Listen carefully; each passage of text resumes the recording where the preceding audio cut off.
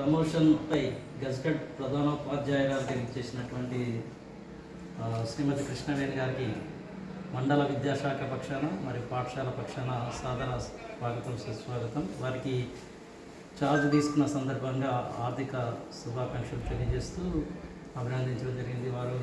వారి యొక్క ఆధ్వర్యంలో పాఠశాల అన్ని రంగాల్లో ముందుకు వెళ్ళాలని ఆకాంక్షిస్తున్నాను. Thank you.